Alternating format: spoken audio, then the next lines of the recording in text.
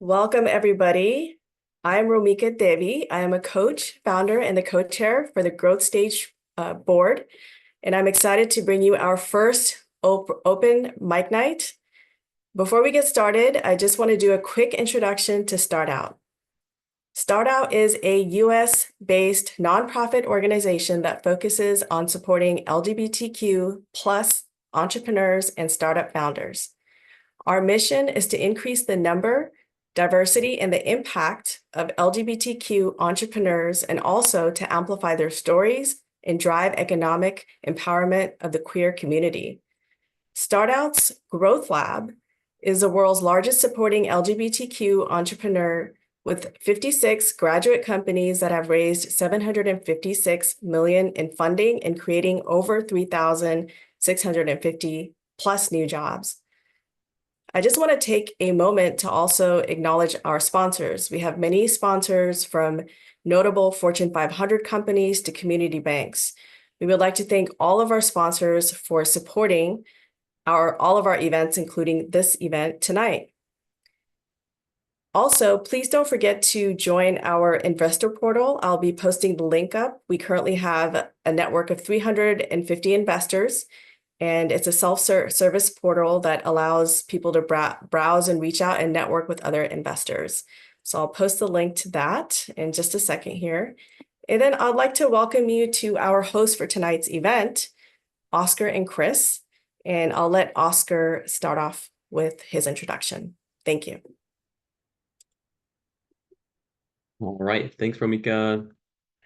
Hello, everybody. Thanks for being here with us. This is our very first open mic night, and we thought it'd be interesting for founders who are building their companies to share their story and their companies, especially founders that are part of the StartOut community. I have my own business, so I know what it was like to try and start a company from scratch and try to get myself out there, get connected, get feedback. Easier said than done. So this is a way for us to highlight various founders from all over the country and get them a chance to share their story and also get feedback from the audience. So the agenda that you see here is pretty simple. We wanted to keep it simple just because it's the very first time. So we are open to feedback. So if anybody has any input after the event on ways we can make this better, we're open ears.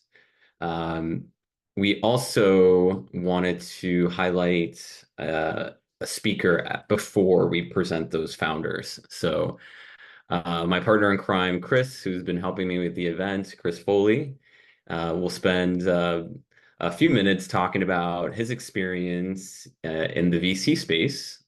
So Chris Foley, welcome. Chris has started in the financial services when he was 16, and he's done a lot of due diligence. He's read a lot of pitch decks from various companies. So we wanted him to give his 2 cents worth of what he's learned and what founders should look out for when they are pitching to investors and raising money. He's currently a managing partner at his family fund and knows a lot about the private equity space. So Chris, I'm going to hand it off to you. And then after that, we're going to go ahead and introduce each of the founders. And after each pitch, we'll open it up to the audience, where we'll give the audience 2 minutes to ask questions or provide some kind of feedback. Every founder was asked to bring an ask to the pitches. So if there is any way you can help, whether it's somebody you know, or a lot of these introductions go a long way. So as each founder presents, just in the back of your minds, just take some notes, and during the Q&A, you feel free to jump in. So without further ado, I'm going to hand it off to Chris. Chris, go ahead. I'm going to stop sharing so you can share your screen if you need to. No, I mean, I'm good. You can keep that up. I would You say, good? Okay, cool. yeah, just a little, maybe I can show something in a bit. So a little about myself. Started in the hedge fund world and did structured products, so not too startup-y involved there, but then moved over to the family office, and that's where we started doing more direct investing. So investing in companies, small businesses, really, that's kind of our forte. And then also some real estate. So probably deployed this point a few $100 million into private equity from that angle. So as an investor, and then what we also do at the fund is we help companies raise money. So we would help some of our small businesses that grow into large businesses work with other investors and raise more capital than we have. So I've seen it from both ends as an investor and also as a company raising money. So it's different, which is really interesting. You'd think that it would be very similar either way, but I'd say going essentially selling yourself is a lot more difficult. So that's kind of what spurred this event, is going at that angle and what investors look at and how you can portray that to them, because a lot of times it's very it's like a gray area. No one really knows about it, no one really talks about it, and then you kind of get a yes and a no. So that's kind of the objective for today. And then I guess I could put up one thing. So I put this together, and this is kind of actually something that I'm working on currently. It's a company I'm starting. And so these are kind of the 8 points that I've seen work really well when you're trying to quote unquote sell yourself. And it's like a combination of, speaking to partners at large venture firms like Insight and Sequoia, all of those people. And then also, you can do some readings at, Harvard Business Journal, all of that. And the point of a pitch deck, really, it's like, it's not supposed to be perfect, right? It'll never be. But if you can get these 8 points across, you're going to do a really good job and spur interest. So I think the biggest ones out of this list, how big's your opportunity? Like, yeah, people like to see that, but at the end of the day, it's like you put 1 billion, you put 10 billion, there's no difference there. I would say these middle ones here are the biggest ones you need to focus on. Because when you're in seed stage, pre-seed, Series A even, they're really investors investing in you, and all of these are pretty much about you in your company. So if you can get those right, that will really dictate a follow-up and interest. And so I know I didn't share this before, but that was kind of intentional. So we can share it afterwards. But I would say if you get these down, you're gonna do well. So without further ado, there's my spiel. Thanks, Chris.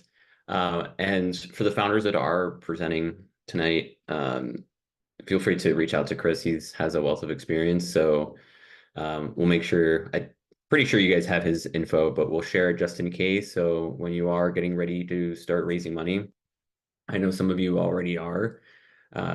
He's definitely somebody you can lean on just to get some feedback. And depending on what space you're in, he might even know some people worth reaching out to. So, all right, awesome. Well, thank you, Chris. I'm going to go ahead and we're going to go ahead and start the 2-minute pitches. And we are going to kick off with Yvonne Chow, pronouns he, they. Yvonne, I'm going to just start my timer really quickly, but the floor is yours and you are welcome to share your screen. So once you go ahead and lead us off.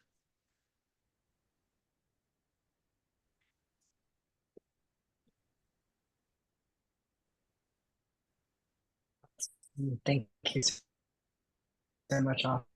Good evening. My name and only here today, I did spend hundreds of hours seeking gender affirming care.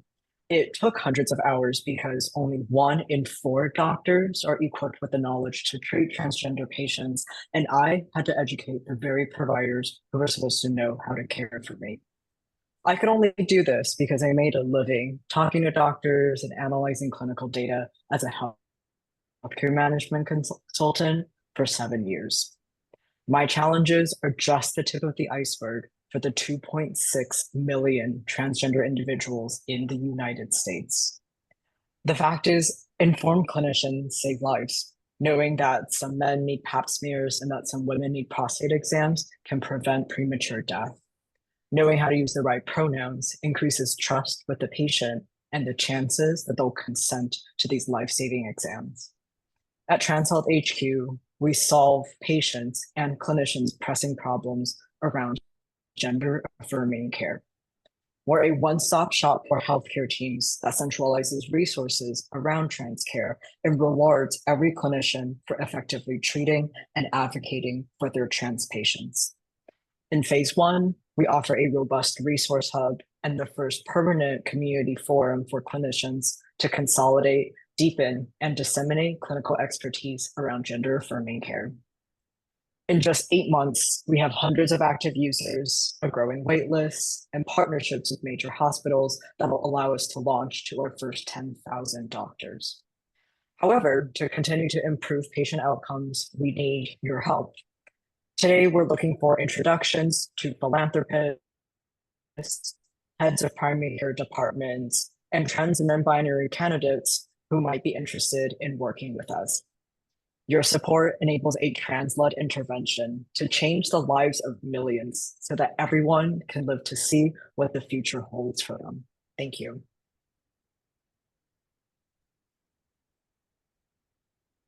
Very nice, Yvonne. Awesome, awesome. And right on the dot as far as 2 minutes. So, all right, we're gonna go ahead and open it up for questions or any feedback for Yvonne. And Yvonne, I think I saw you in the chat room already, but if you wanted to put your contact info in there, folks can reach out as well afterwards. Sounds good. I'll do that.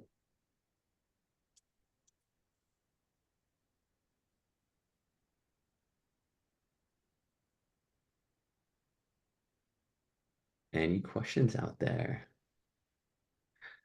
I can lead us off. Yvonne, so any I know you were looking for some help around philanthropy. So where are you right now? Are you in terms of like raising money for your cause at the moment? Is that like the biggest need at the moment, or Yeah, we have enough support and funding through various fellowships and grants and awards from Harvard. And so we are good through the end of the year.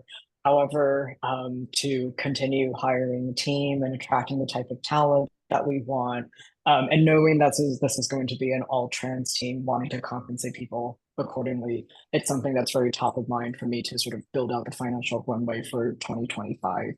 And so we've looked at some gender health equity philanthropists, but very few are funding like early stage things. And so if anybody knows of any angel investors or just folks who would like to give in this space, would love to get connected. I think the other area of need really is hiring. So business development, tech, as well as communications. Sorry, I think there was a bit of a lag. Somebody was. No worries. I was about to say, I think what you just said would be an excellent addition. Be like, this is what I'm looking to raise money for, and this is the cause. Something I really liked is what inspired you to tackle the problem. Why are you trying to solve the problem? I understood what you're doing. I understood the path you're going on. One question I think would be cool is like, if I were to give you like $1 billion today, something crazy, like what's your ultimate vision? Like 10 years from now, where do you want this company to be? I think a lot of times people enjoy, your best guess is mine, what's going to happen in, call it 10 years from now. But people like to see that you have this North Star that you're trying to get at. And so I would suggest adding that as well. Almost like a not, I wouldn't say roadmap, but again, just like aspirational. I think that helps a lot of early stage companies as well. But yeah, I really enjoyed that a lot. You could tell there's a lot of passion behind it. Thanks, Chris. Cool. And that's up for our 2 minutes. But if anybody else had anything, please feel free to reach out to Yvonne. So great job, Yvonne. Next up, we have Olivia Hall-Smith from the UK. Olivia, thanks for being with us. I know it's late where you are, so thanks for hanging out with us where you are. I'm sure it's like 1 a.m. or 1 or 2 a.m., I'd imagine. Yeah, it's 1:45, so it's a little bit late, but it's all good. It's all good. Excellent. I can share my screen. Hopefully this is going to work. Cool. Right. If I click that button, hopefully you will be able to see. So yeah, so I wanted to come and present Saft, which is a dating app. Well, the first dating app for LGBTQ plus sapphics that doesn't suck. I use the word sapphic, but I do actually mean queer identifying women, non-binary and transgender folk, but sapphic is obviously a quicker kind of word to use when you've only got 2 minutes. So the existing problems with sapphic dating apps are that they are misappropriated and infiltrated by men and couples. They are rife with harassment and fetishization, and it doesn't take much research to kind of find lots of reports of that happening all over the place. They're also poorly made, buggy interfaces, and they're just not great experiences. And they're really difficult to weed through as well, because people are all looking for different types of relationship, whether that's monogamy or non-monogamy. And of course, it's often not very easy to kind of figure out who's looking for what and whether it's the same thing as you, on top of all of the other things like fake profiles and people that you wouldn't want to date. And I believe that the sapphic market is still very much untapped. So Grindr now is worth $2 billion, but there isn't a single kind of widely adopted sapphic solution that's agreed upon in the community. So the solution is a high quality invite only dating app that is exclusively for sapphics. And I think the key thing is the invite only aspect, because it means that only verified members of the community will be able to join. And it's worked really well for Raya, obviously, with the celebrity app. And so I feel that there are parallels between that community and ours. It will also be a high quality experience where we focus on making sure that there aren't bugs or issues and things like that. We also want to focus on making sure you can find the type of relationship that you're looking for. So whether that's monogamy or non-monogamy, there'll be a clear label on everybody's profile, so you'll know exactly what they want to. And of course, a policy of respect. So we won't have any tolerance whatsoever for kind of, nastiness, essentially. And I believe the market for this is massive. So as a start, in the next 4 years, I can see us taking 15% of the global share of sapphic daters. Apologies that the money is in pounds, but I am in London at the moment. So with an average monthly spend of £10.97 per user, I think we could get to 52.6 million revenue by 2028. And the team at the moment is myself. I've worked in product and design for 10 years. I'm looking for a React Native engineer at the moment to help me build the first version of the app, and also just any additional expertise that there is out there. And our roadmap looks a bit like this, but I know I'm going over time now. But in order to achieve it, we really do need that React Native engineer, some pre-seed funding, and also early adopters to help us kind of go the distance. And that's it. Thank you. All right, Olivia, thanks a bunch. Very polished deck. It's for a 2-minute pitch. It's smooth. I really like how you're already trying to envision the future, as far as metrics, where you want to be by a certain time, and then the roadmap that you're showing right now. And then I can definitely help if you're looking for a React engineer. I know a few folks, so that would be unbelievably helpful. Yeah. Totally. Yes. Cool. I'm going to open it up for anyone in the group to ask a question or provide some feedback. Yeah, I have a question for Olivia. My name is Sharon. How are you? Yeah, good. How are you doing? Good. Yeah, I have a question about the invitation piece. Mm. If there's a situation that a bunch of I don't know, like scammy group of people invite each other on your app, Mm. how would you detect the security or like make sure that specific group isn't doing anything that's harmful to the community? And how are you position yourself? Yeah, how do you justify yourself position in a way that you can override what the community believe? I don't know. Yeah, that's a really great question. So the first thing is that I really want this to have a strong community element to it. So I want it to feel like an exclusive and safe space for the community, which means that they have to, well, everybody on the app, I hope, will feel some sense towards feeling like they need to protect it too. So if they see something that doesn't feel right, we will really encourage people to report that, first of all. And if somebody does get reported, they'll be removed from the app alongside the person who invited them in the first place. And we could even extend that to look at everybody who was invited by somebody in that party to make sure that everybody there, is a safe person to be there. So that's the first layer.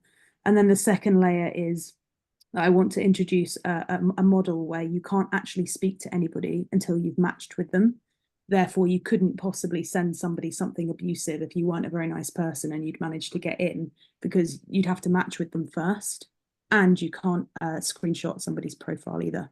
So I definitely want to bake in these layers of protection right from the beginning, because I think it's about time that we had them. Thank you. That's a good answer.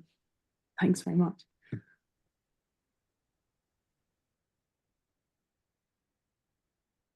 Hi, Right. Olivia, Brittany. Nice to meet you. Okay. Super good presentation. I'm getting nervous for mine because these are so good. But in regards to the 2 million identified users, how did you go about finding that number? And have you done anything to get signups early on to maybe understand how these users are currently, like what they're using as a replacement? Yeah, so the 2 million number came from looking at projections of the overall global market for online daters by 2028. And then I took a 3% kind of slice of that as the overall size of the Sapphic market, which is actually quite a conservative estimate, I think. And then I took a 15% market share of that to get to the 2 million figure. And then for validating the app, it's a very good question. It was figuring out what people are using today. I've looked at various kind of data sources online, and I've also done some surveys as well of users, and I've kind of asked them, what are you using today? And I was actually quite surprised to see that Tinder, Bumble, and Hinge are actually the most popular. But there are clear problems with that. Tinder is very looks oriented. Bumble is for really heterosexual couples, as the man speaks first, but who is the man? And Hinge, we're a small slice of the population, so our needs will never be prioritized. I was surprised to see that in a way the Sapphic apps fell to the bottom of that list, but also kind of pleased because it further validated what I'm thinking. I think what you just said would be an excellent slide. Love the presentation. I think you checked off all my list. Just with dating apps, it's a very crowded space, although your niche obviously does not have a solution, which is awesome that you're creating one. I would just literally write exactly what you said, because I think the biggest thing with these types of companies are like, well, what's the demand? And so saying like, I did surveys, I, did some market research, and here it is, it would really show like, for instance, like 8 out of 10 people that see it will go on, right? It shows the ability to get early traction, because companies like these need to grow really, really fast to succeed, like in the long term. So having those like quote unquote like attraction metrics would be really powerful. Yeah, no, that makes sense. Thank you. All right, Olivia, again, nice job. I know there were a couple questions in the chat, but feel free to respond to those, Olivia. And I'm just going to go ahead and share my screen again. And we are ready for, you've already heard from her once. She just asked a question. Brittany Salas from Los Angeles, who's working on a company called NYX Carbon. So welcome, Brittany. Why don't you go ahead and share your screen and take it away. Oh, and you're on mute, just in case.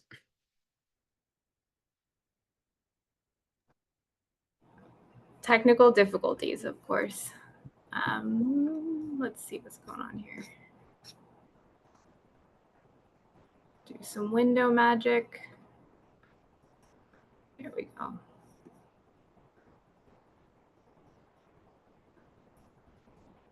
All right, can I get a verbal cue if you can see my screen? Because I cannot see you at the moment. Great. So, hi, I'm switching it up a little bit more onto the climate side of things, which has been my passion. I've been working in climate tech for the past 10 years, and I'm now the founder of a company called NYX. Essentially, we're focused on making small business loans accessible to companies who provide environmental services. So earlier in 2023, I kind of panicked about the climate crisis and realized there was a lot of drama going on around this concept of carbon offsets. And so I figured I would kind of shift gears, get my hands dirty, and rally friends and family to actually plant trees and restore the local ecosystem. And the carbon market was one of the key ways to actually turn that into a profitable business. But before we even got there, we realized that we needed to finance these operations, which is a huge problem and actually something that a lot of businesses in this space struggle with in terms of getting the capital they need upfront to then enter the market and create a viable business. So this is all happening at a time when some of the world's largest banks like Barclays and HSBC have these, $500 million to $1 trillion sustainable finance commitments that are really only going to large companies. And that's because the cost of diligence to companies that provide environmental services or are selling a complex product like a carbon credit is really intensive. It's just a little bit too expensive to lend maybe $1 million to a small business and do all the research needed to figure out if they're going to be able to pay that loan back. So the goal of NYX is really to kind of streamline that small business lending, make that transaction a lot cheaper and easier so that these small companies can get access to the loans that they need to get up and running. The way that we do that is pretty simple. It's through an online platform that creates an issuer profile, sharing a little bit more information about the company that's looking to access the loan. And then we have an underwriting algorithm that actually streamlines some of the key data points and helps underwriters really assess the risk profile of a specific loan. And then last but not least, if it's necessary for asset managers or for maybe different individuals or institutions in the private debt space, they're able to actually carry out a peer-to-peer transaction on the platform itself. So the business is based off of two key revenue models. The first is a SaaS subscription. So those using the platform, being financial institutions and asset managers who come for support with that underwriting, would pay a yearly subscription. And then we also have transaction fees for any loans carried out on the platform. We're currently working with financial institutions and matching them with SMBs that are looking for financing. And we're actually piloting a peer-to-peer debt for carbon credit swap, which I can get into in a little bit more than 2 minutes.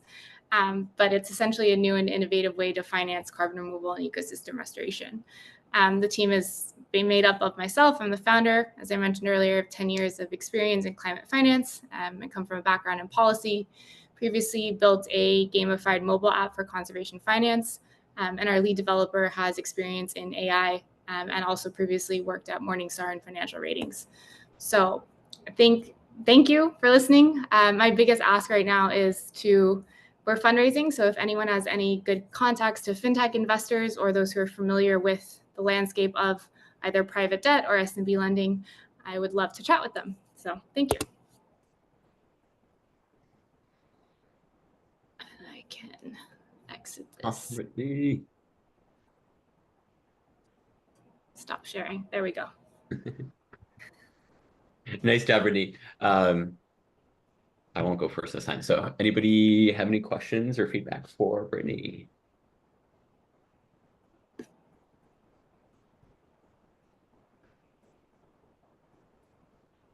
It's probably for the start out group. Do we have climate folks in the network that we could connect Brittany to? I don't know. I will say that like less climate, more fintech. More fintech? Okay. Climate tends to be a little bit more hardware focused or energy focused. And so it's actually a very different area of kind of understanding the use case. So in that case, we definitely have some fintech folks. Yeah. Cool, thanks.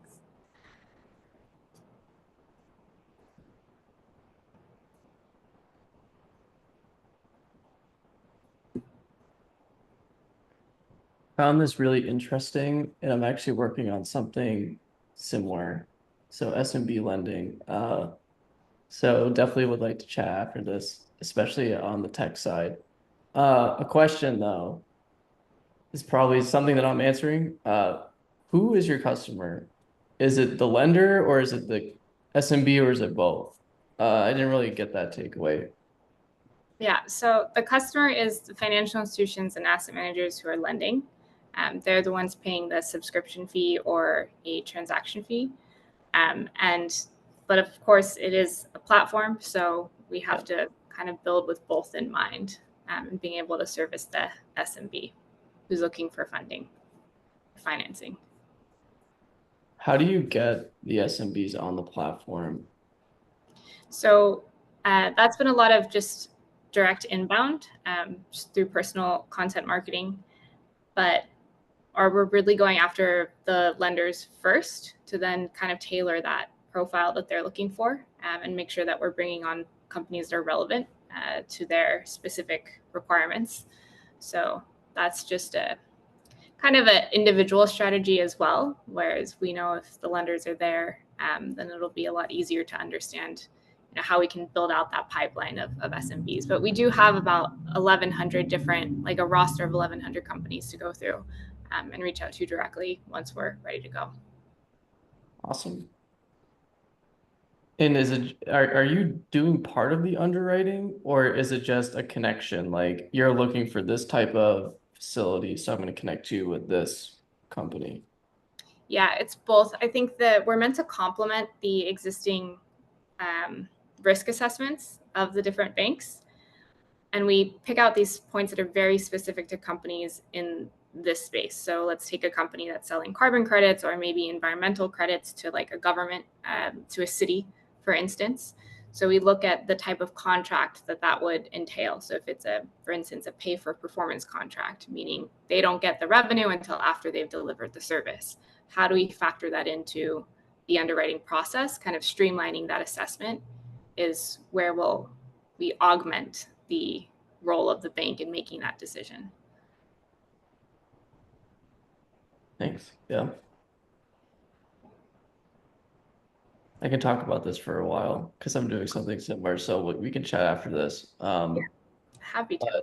Yeah. One thing that I've felt, especially in the SMB space, is you got to make it really, really simple for them. Like stupidly simple, because you're dealing with people that have a team of 10, and each of them are wearing 10 hats. So what ends up happening is like you can ask for certain, like the banks may ask for certain documentation, they just may not, like it just doesn't exist, right? And that can, kill a whole underwriting process. And so something we're trying to do now at one of my companies is just like pretty much ingest everything that's required of the underwriting process, so there's no question of whether it exists. Yeah, again, we can talk about it later, but that's just something I've found difficult to deal with, and so I assume you might run into that as well once you start matching the small businesses and lenders. Yeah, the complexity around like creating a standard is that's the fun part. Yeah. Awesome. Thanks, Chris. Yeah, and we'll make sure you guys are linked up. so you can continue the discussion. So awesome. Nice job, Brittany. All right, we're going on to our fourth presenter, Ms. Sharon Lau. Hey, Sharon, we heard from you before as well. So you are close by. I'm also in New York. So looking forward to hearing all about your company. I'm going to stop sharing and you can take it away. Okay, thank you. Share screen.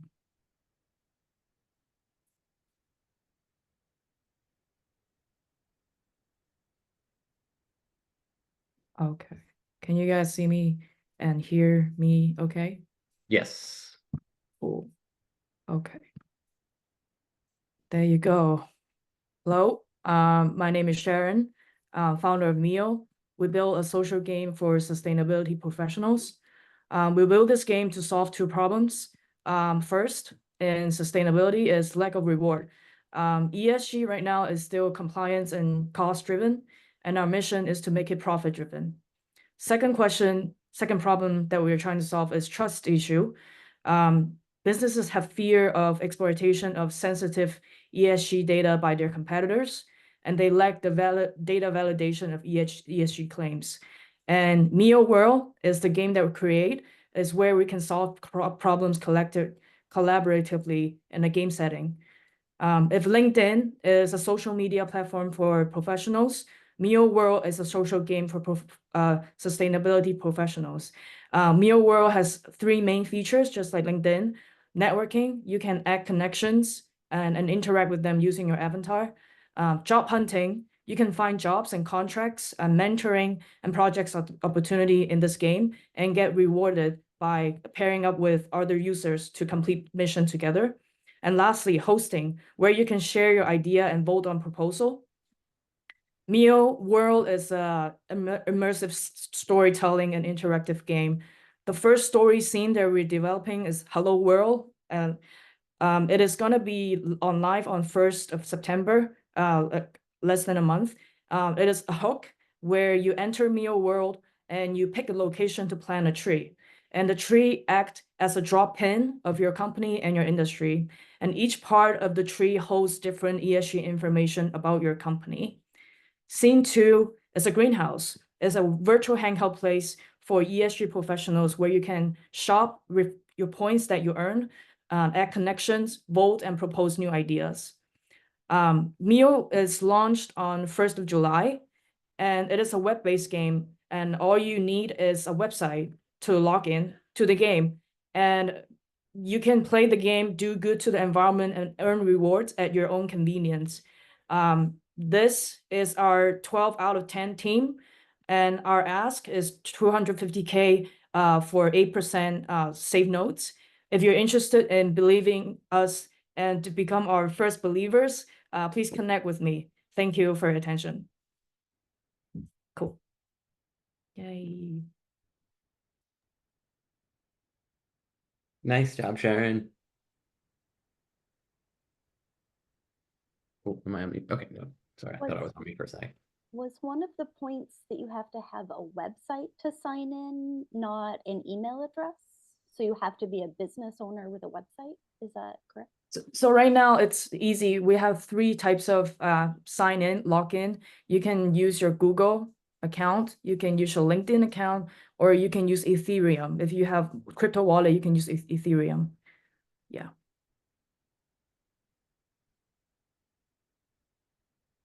Cool stuff. Cool. This is awesome. What do you think the business model would be for those who are the sustainability professionals? You mean, I'm sorry, can you phrase your question more differently? Yeah, for sure. How do you intend to make money? Okay.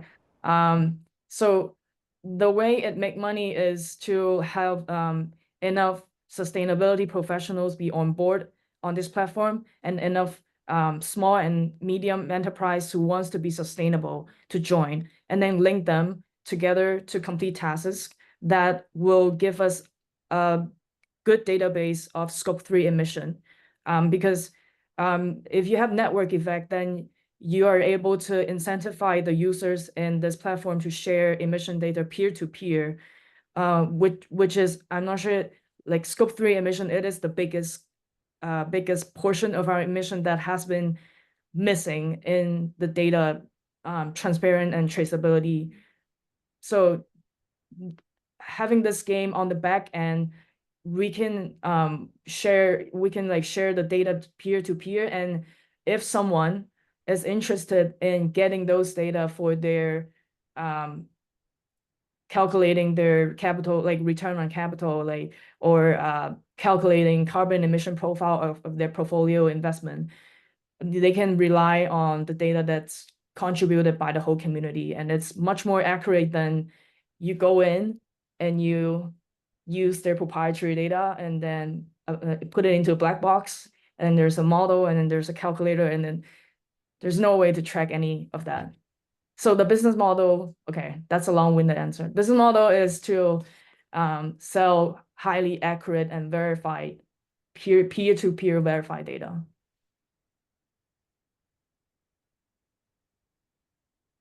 Awesome, Sharon. And if there's anything we could do, I know your launch is right around the corner, so let us know if we can help with that.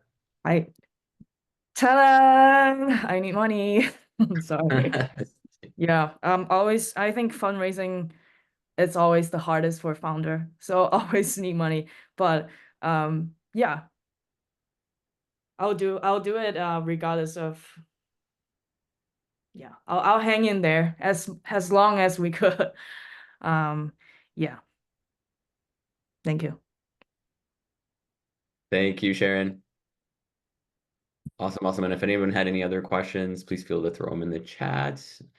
We are going into our last presenter of the night, Amy Meadows from Berkeley, California, who's working on a company called Entrepreneurial.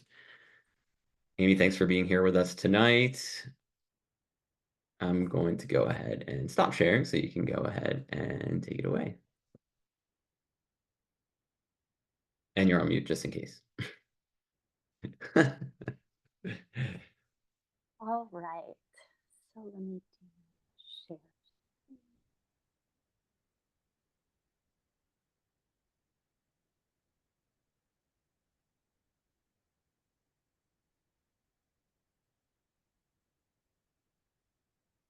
Okay. Oops. You're supposed to be this slide still. All right. Here we go.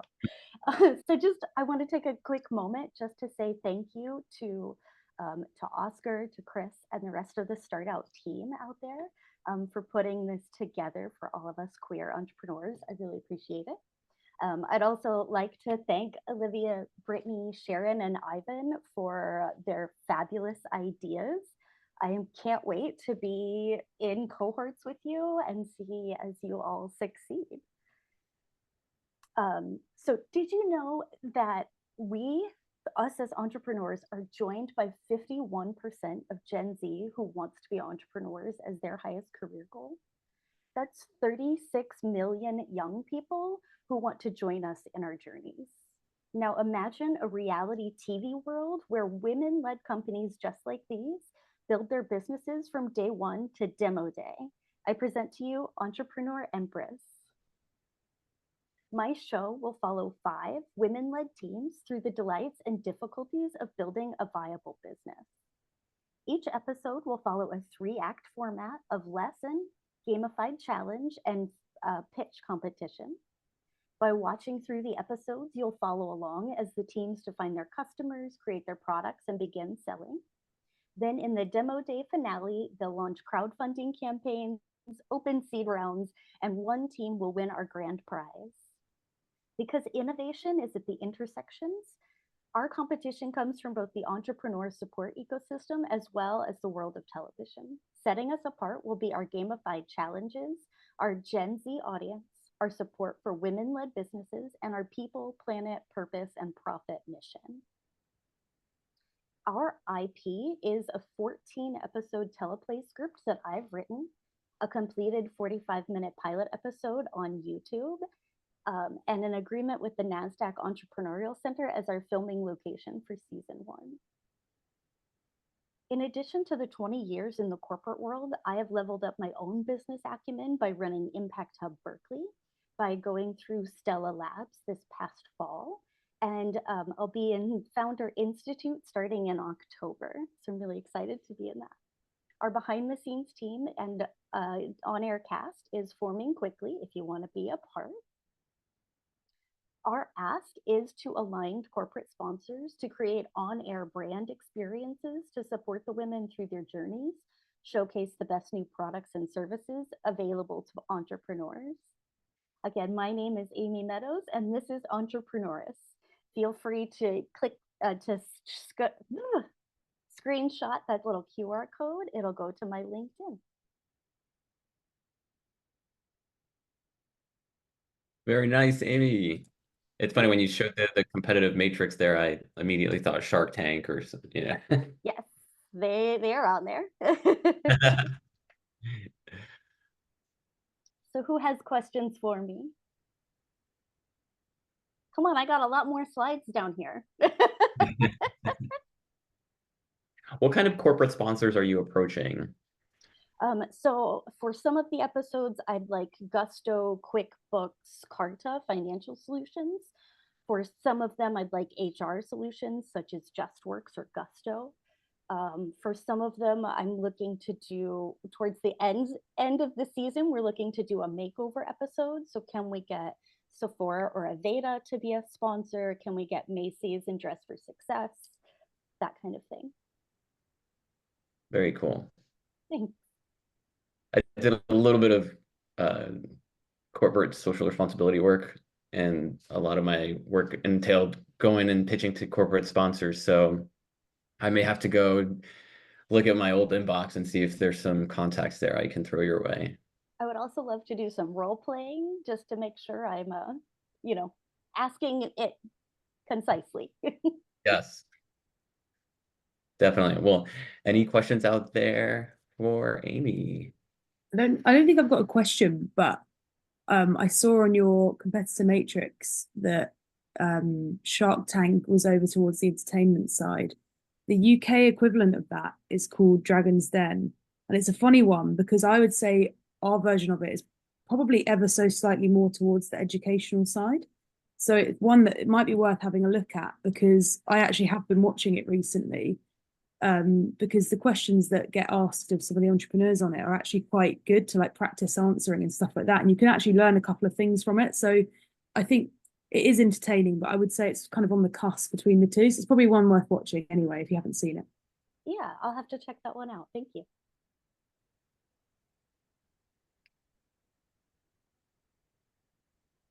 All right, thanks, Olivia. Anyone else? Nothing for me, Foley? Come on. I was about to say I was not expecting a TV show. So caught off guard.